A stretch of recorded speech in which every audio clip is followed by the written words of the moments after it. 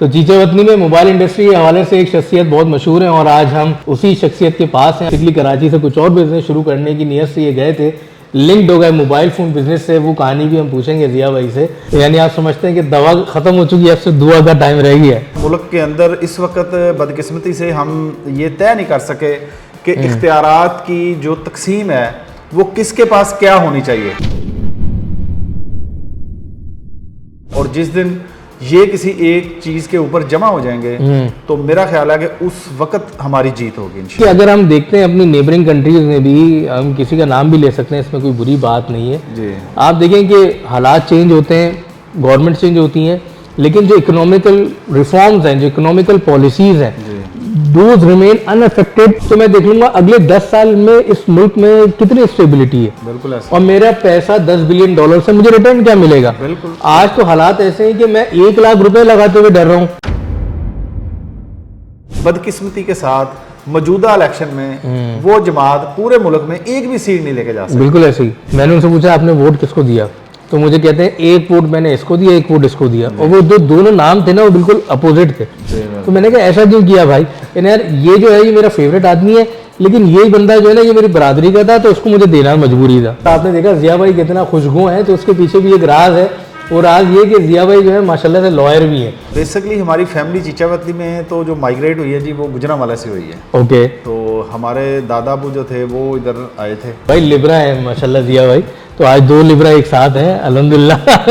19 अक्टूबर को जो लोग पैदा होते हैं ना वो मैं आपको बता दूं बाय नेचर बहुत ज़्यादा रोमांटिक होते हैं, लेकिन वो अपने आप को रोमांटिक दिखाना नहीं चाहते। अब मुझे नहीं पता जिया भाई ऐसा है कि नहीं। ऐसा ही है। सही कह रहा नहीं, ऐसा ही है। ऐसा ही है। आप ये एपिसोड एक अलग से करेंगे हम ऑफ द कैमरा। मैं आपको मजीद डिटेल में बता रखता हूँ क्योंकि मेरा इंटरेस्ट इन चीज़ों में बहुत ज़्यादा है। बेसिकली बाप का एक ही बेटा था। ठीक है। तो फैमिली हमारी क्योंकि ऑलरेडी बिजनेस में ही थी, तो अब्बू भी बिजनेस ही कर रहे थे। ठीक है। तो उनकी ख्वाहिश थी कि बेटा जो है वो बिजनेस आए और बिजनेस को संभाले। मैं मैट्रिक के फौरी बाद शॉप पे आ गया, शॉप पे बैठे, शॉप पे काम स्टार्ट किया। उस वक्त हमारा जनरल स्टोर था इसी नाम के साथ, तबस्सुम जनरल स्टोर। अभी तबस्सुम मोबाइल, तबस्सुम नाम जो है ये अम्मी का है, बताने लगा था आपको। बिल्कुल ये क्वेश्चन होता है, अक्सर होता है। जनरल स्टोर से मोबाइल फोन जैसी कॉम्प्लिकेटेड फील्ड में कब आए? मेडिकेम शायद एक कंपनी जी, उसकी डेंटोनिक और इस तरह 1-2-3 कंपनी थी, उनकी हमने डिस्ट्रीब्यूशन लेने की कोशिश की, लेकिन हम कामयाब नहीं हो सके। तो मुझे भी ये कह लें कि एजाज़ हासिल है कि मैंने मोटरसाइकिल के ऊपर होलसेल का काम स्टार्ट किया। तो उस वक्त इस काम में होलसेल में एक वक्त आया कि मैं ये काम छोड़ने लगा था।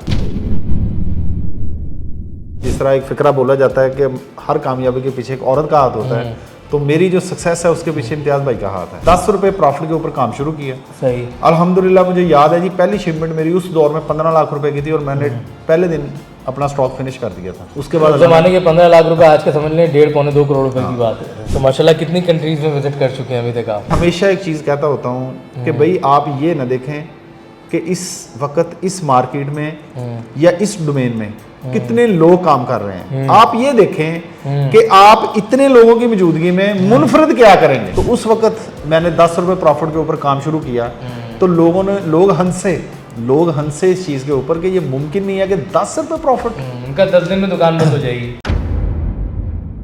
मैंने ये टारगेट रखा था कि 15 लाख रुपए तक अगर मुझे लॉस हो गया तो फिर मैं ये काम छोड़ दूंगा, मोबाइल का ब्रांड न्यू का काम छोड़ दूंगा। और हम हैं Techblade, subscribe Techblade. Hello and अस्सलाम वालेकुम, दिस इज सैयद अली यूसुफ। एक दफ़ा फिर आपके सामने हाजिर हैं on the platform of Techblade global with the coffee of CEO series. और आज हम मौजूद हैं पाकिस्तान के एक इंतहाई मशहूर शहर में, और वो शहर बहुत सारी चीज़ों की वजह से मशहूर है, और वो शहर है चीचा वतनी, जो कि बेसिकली साउथ पंजाब को सेंट्रल या अपर पंजाब से अलग करता है। अगर हम एक डायरेक्शन में देखते हैं तो हमें साहिवाल नज़र आता है, और एक डायरेक्शन में देखते हैं तो हमें खानेवाल और मुल्तान नज़र आता है। तो चीचा वतनी में मोबाइल इंडस्ट्री के हवाले से एक शख्सियत बहुत मशहूर है, और आज हम उसी शख्सियत के पास हैं। और ये हम फॉर्चुनेट हैं और हमारी खुशकिस्मती है कि आज हम मौजूद हैं जिया भाई के पास। तो जिया भाई से उनकी लाइफ स्टोरी पूछेंगे, जो कि बहुत ही इंस्पायरिंग स्टोरी है। और जिया भाई ने जब ये बिज़नेस शुरू करा सन 2000 में, जब ये कराची से पहली दफ़ा कनेक्ट हुए, तो इनको बहाना मिला अपना बिज़नेस एक्सपेंड करने का। तो बेसिकली कराची से कुछ और बिज़नेस शुरू करने की नीयत से ये गए थे, लिंक्ड हो गए मोबाइल फ़ोन बिज़नेस से। वो कहानी भी हम पूछेंगे जिया भाई से। तो आज की एपिसोड आगे लेके चलते हैं। अगर अभी तक आपने हमारा चैनल सब्सक्राइब नहीं किया तो प्लीज़ सब्सक्राइब टेकब्लेड ग्लोबल। और आज अपने मेहमान को हम दावत देते हैं, खुशामदीद कहते हैं। तो अस्सलाम वालेकुम जिया भाई। वालेकुम अस्सलाम सर, कैसे हैं आप? ठीक ठाक, आप सुनाएं? ठीक है, अल्हम्दुलिल्लाह सर, बिल्कुल ठीक, बिल्कुल ठीक sir. It's our pleasure to have you on our show, on our podcast. Thank you. और आप ये समझें कि मुख्तलिफ जगहों से हीरे हम कलेक्ट कर रहे हैं और अपनी ऑडियंस को और अपनी यूथ को बता रहे हैं इंस्पायरिंग स्टोरीज, जो लोग हमारे दरमियान से अल्हम्दुलिल्लाह रहते हुए ऊपर आए और सेल्फ मेड पर्सनैलिटीज़ हैं और बहुत ही छोटे पैमाने से चीज़ स्टार्ट करके यहाँ तक पहुँचे। तो ये हमारी कॉज है।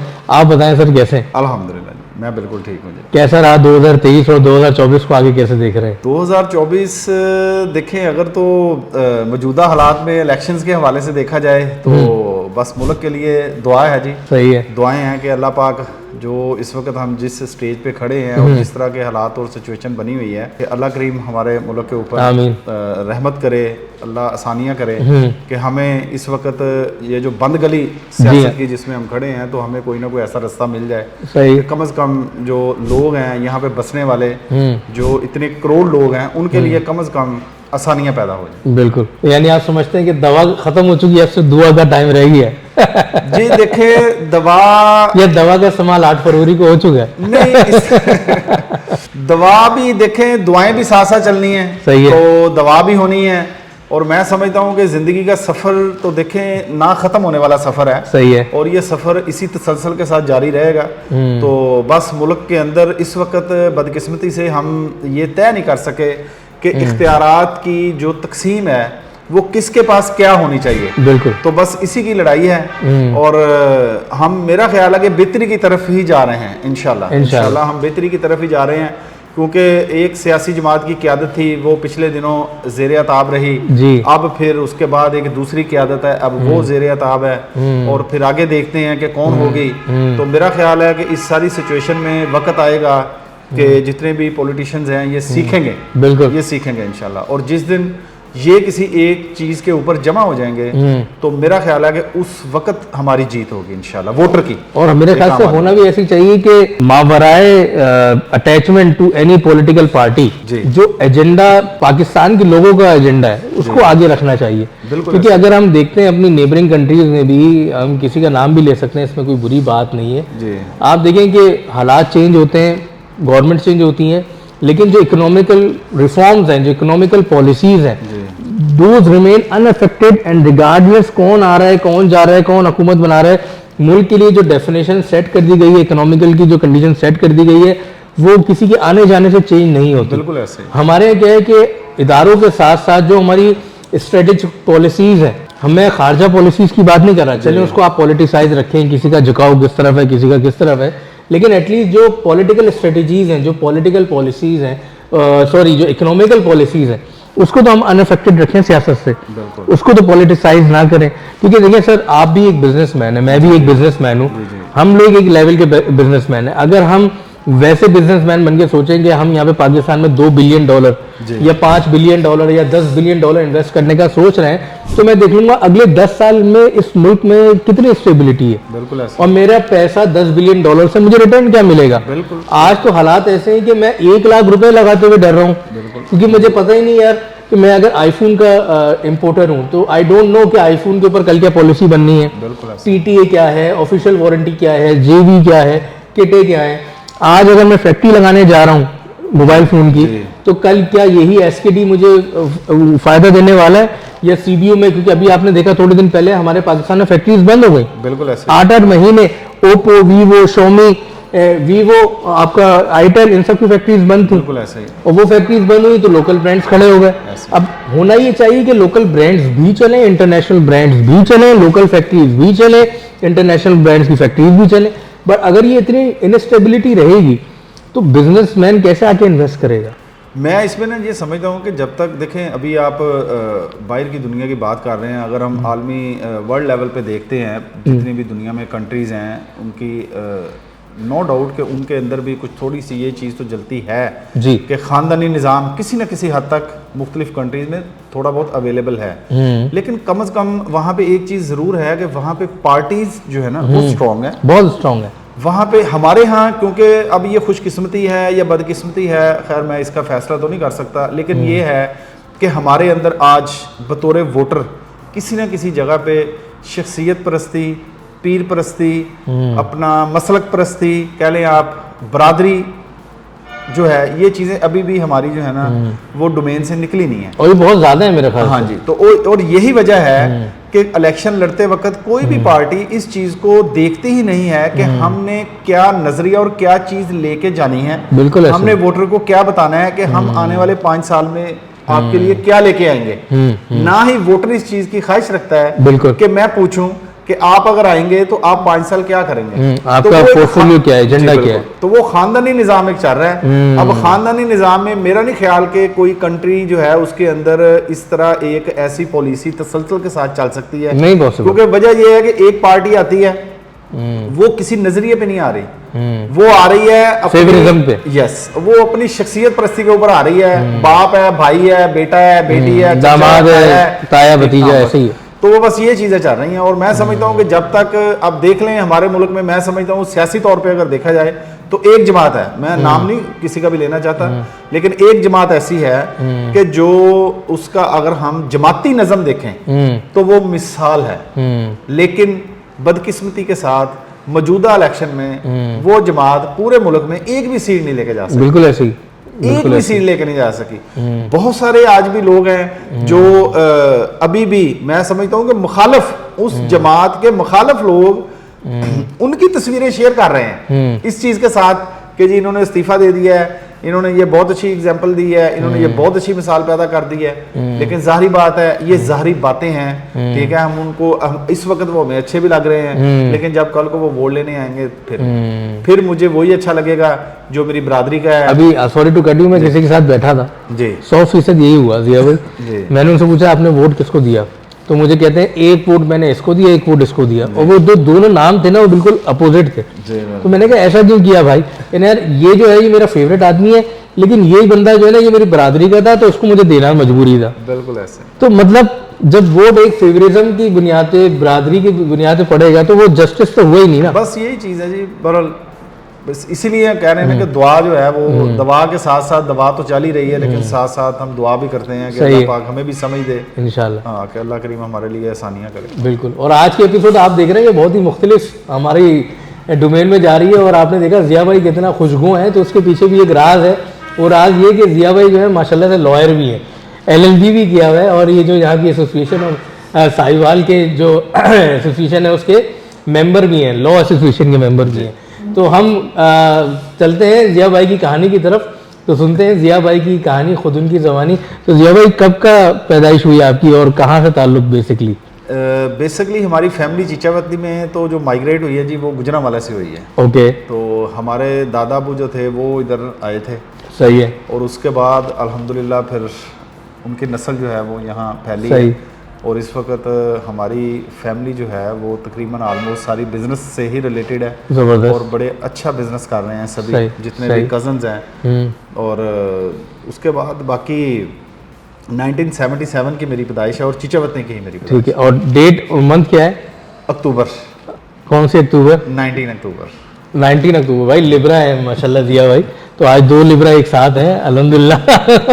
मेरी 15 अक्टूबर, आप माशाल्लाह 19 अक्टूबर। जबरदस्त। 19 अक्टूबर को जो लोग पैदा होते हैं ना वो मैं आपको बता दूं बाय नेचर बहुत ज़्यादा रोमांटिक होते हैं, लेकिन वो अपने आप को रोमांटिक दिखाना नहीं चाहते। अब मुझे नहीं पता जिया भाई ऐसा है कि नहीं? ऐसा ही है। सही कह रहा नहीं? ऐसा ही है। ऐसे ही आप देख लें। होते हैं बाय नेचर रोमांटिक, बट अपने ऊपर एक ऑरा दिखाते हैं कि नहीं हम बहुत रिजर्व हैं, बहुत मतलब we are not romantic, but अंदर से वो बहुत ज़्यादा रोमांटिक होते हैं, लेकिन एडवाइस देने में बहुत ज़्यादा जेन्युइन होते हैं और आपको धोखा नहीं देते।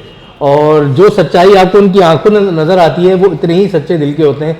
ये 19 अक्टूबर में रहने वाले पैदा होने वाले जो लोग होते हैं उनकी अक्सर ये निशानी होती है। मैंने कहता हमेशा होती है, लेकिन 98% तक ऐसे लोग होते हैं। वैसे ठीक है, ठीक है, करीब करीब है वैसे आप। ये एपिसोड एक अलग से करेंगे हम ऑफ द कैमरा। मैं आपको मजीद डिटेल बता सकता हूँ क्योंकि मेरा इंटरेस्ट इन चीज़ों में बहुत ज़्यादा है। तो जब मुझे बताएं कि बिजनेस की तरफ कब आना हुआ, रुझान कैसे हुआ? बिजनेस की तरफ जी मैं बेसिकली बाप का एक ही बेटा था।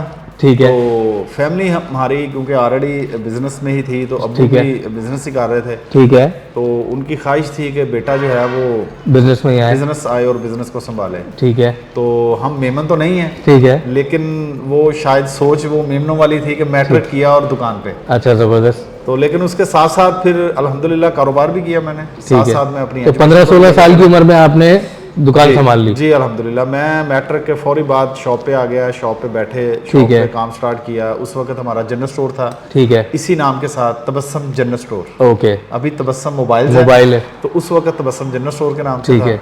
अब्बू का ये नाम तबस्सुम नाम जो है ये जी। अम्मी का है, बहन नहीं, या हाँ, मैं फुफ्फो वही का बताने है? लगा था आपको, बिल्कुल ये क्वेश्चन होता है, अक्सर होता है। ठीक है, तो अब्बू का नाम था बेसिकली मोहम्मद अयूब, ओके, तो अब्बू ने तखल्लस रखा हुआ था अपना तबस्सुम, ओके। वो उस तखल्लस के साथ उन्होंने फिर जो है तो अंकल शायरी करते थे? बस पसंद करते थे अच्छा, शायरी। जबरदस्त। हाँ, तो वो उन्होंने इस वजह से नाम रखा। सही तो है। खैर हम भी आ गए फिर बिजनेस में जी, ठीक बिजनेस हो स्टार्ट गया। किया अल्हम्दुलिल्लाह। जनरल स्टोर का था, रिटेल सही। का करते थे, सही है, छोटे लेवल पे काम था, कोई बहुत बड़ा बिजनेस नहीं था, लेकिन अल्हम्दुलिल्लाह उसको संभाला और फिर उसको मरहलावार फिर मैं आ तो गया। जनरल स्टोर से मोबाइल फोन जैसी कॉम्प्लिकेटेड फील्ड में कब आए?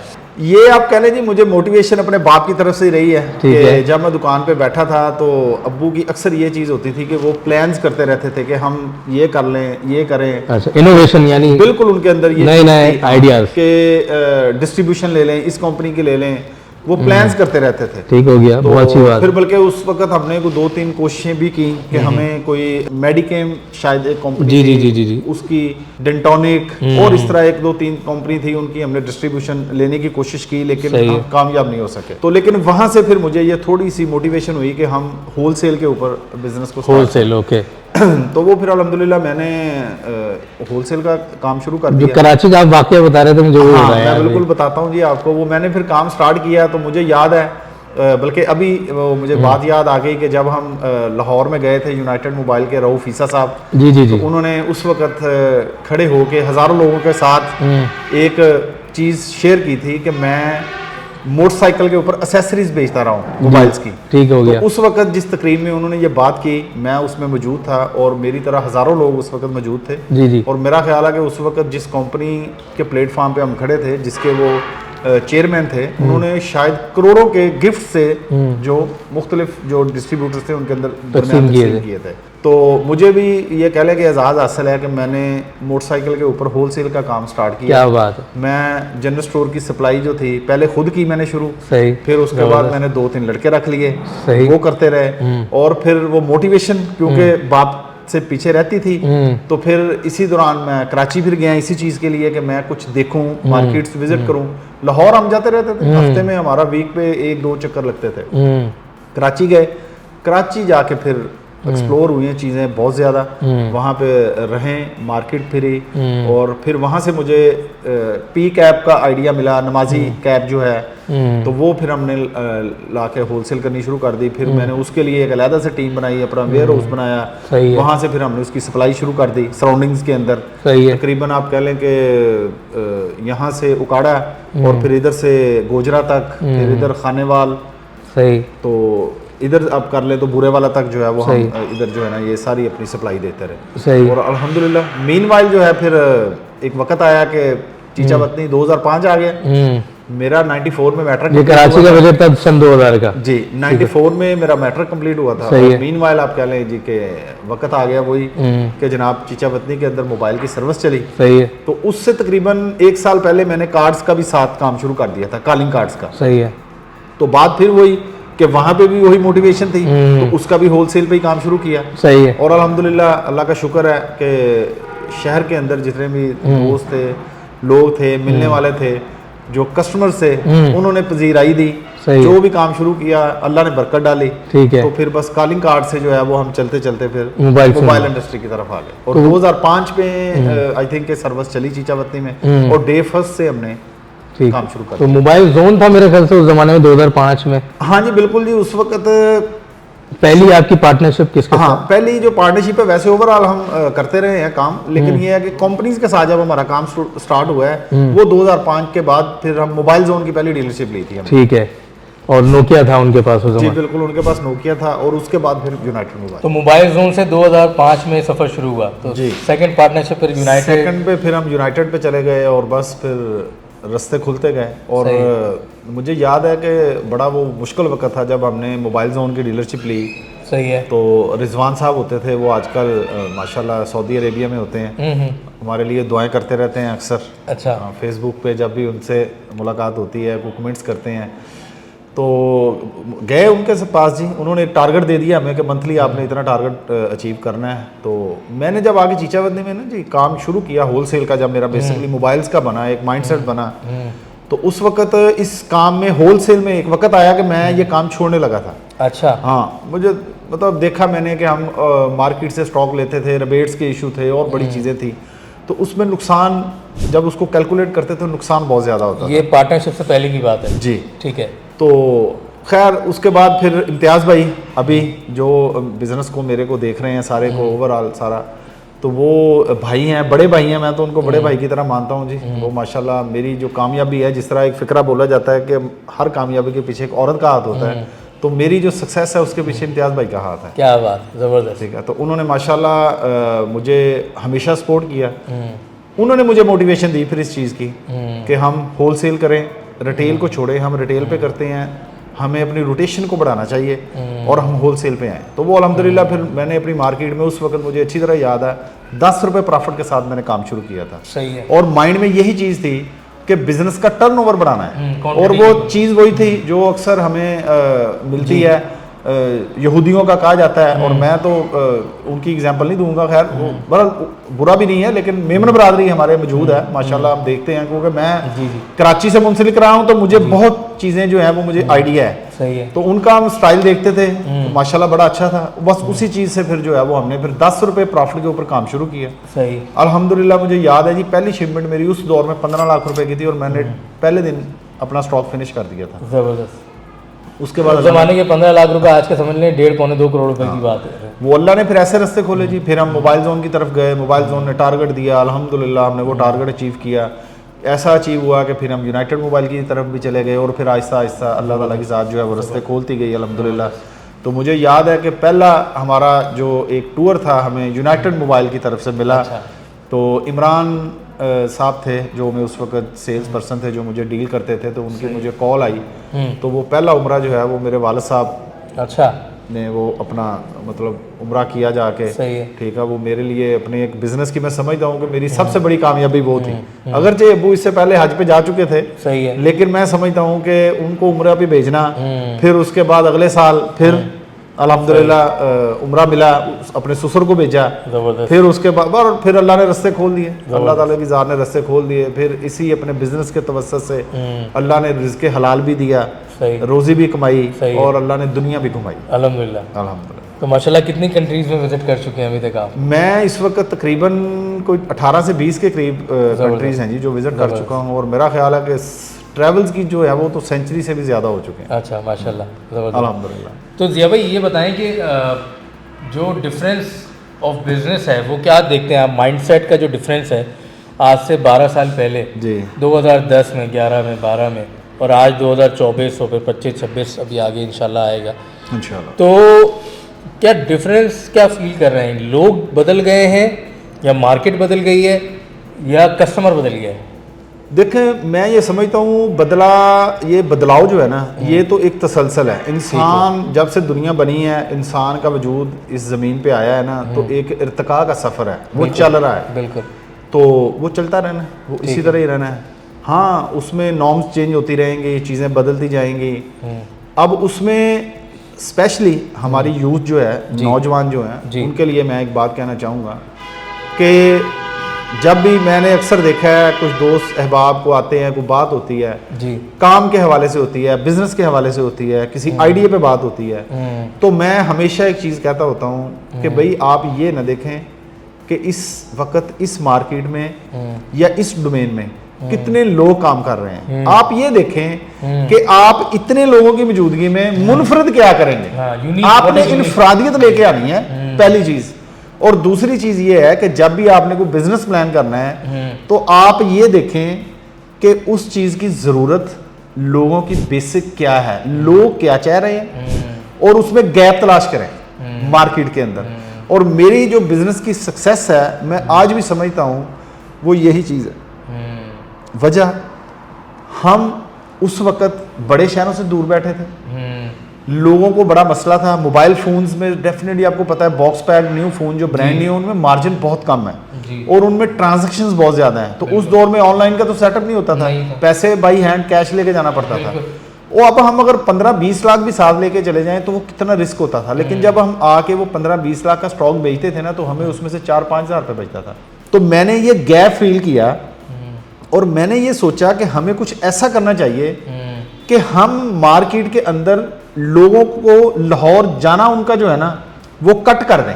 गैप ये है कि हर बंदे का ये इशू है कि वो लाहौर जाता है, स्टॉक लेके आता है, स्टॉक वो 2 दिन में सेल कर लेता है क्योंकि कंजप्शन है, लेकिन अब वो सोचता है यार मुझे 6,000 रुपये बचा, मैं लाहौर जाऊंगा, मेरा 5,000 तो और खर्चा हो जाना है। तो वो फिर देखता है अच्छा अब मैं 15 दिन के बाद जाऊंगा, वो उतने दिन अपनी दुकानदारी खराब करता है। तो बेसिकली मुझे ये गैप जब नजर आया तो उस वक्त मैंने 10 रुपये प्रॉफिट के ऊपर काम शुरू किया। तो लोग हंसे इस चीज के ऊपर कि ये मुमकिन नहीं है कि 10 रुपये प्रॉफिट, उनका 10 दिन में दुकान बंद हो जाएगी। हाँ, लेकिन अल्हम्दुलिल्लाह मैंने, असल चीज ये थी कि मैंने सच्चाई के साथ कारोबार शुरू किया। मैंने ये अहद किया था कि अगर मेरा रेट पीछे रिबेट आएगी, मेरा लॉस होगा, मैं लॉस करूंगा, लेकिन अब मैंने बोल दिया है कि लाहौर रेट देना है तो मैं लाहौर रेट ही दूंगा। सही है। और मैंने ये टारगेट रखा था कि 15 लाख रुपए तक अगर मुझे लॉस हो गया तो फिर मैं ये काम छोड़ दूंगा, मोबाइल का ब्रांड न्यू का काम छोड़ दूंगा। अल्हम्दुलिल्लाह मैं ये आज फख्र से कह सकता हूँ मुझे 1 रुपए का भी लॉस नहीं हुआ और अल्लाह की ज़ात ने रास्ते खोले अल्हम्दुलिल्लाह। हाँ, ये आपका बिल्कुल क्वेश्चन सही है और मुझे बिल्कुल इस चीज़ की कमी महसूस होती है। तो 2022 में मैं यूरोप गया तो मैं उम्रा करके आया साहब। सही है। अभी रिसेंटली मैं यूएसए गया तो मैं उम्रा करके आया साहब। ठीक है। मेरा सवाल करने का मकसद ये क्योंकि मुझे किसी ने बताया था ये। अच्छा, तो मैं वो उगलवाना चाह रहा हूँ। जब जा रहे थे रूम टू रूम, हम आगे जा रहे थे ना, तो एक जगह पे जाके सारे दोस्त थक गए, बस यार हमसे नहीं होता, हम थक गए, बस हम जा रहे हैं। फिर हज़रत यूनुस अलैहिस्सलाम का वो सोने का हाथ, हज़रत यूसुफ की पगड़ी, हज़रत मूसा का इसा, Stay dead, baby, you'll get sick of being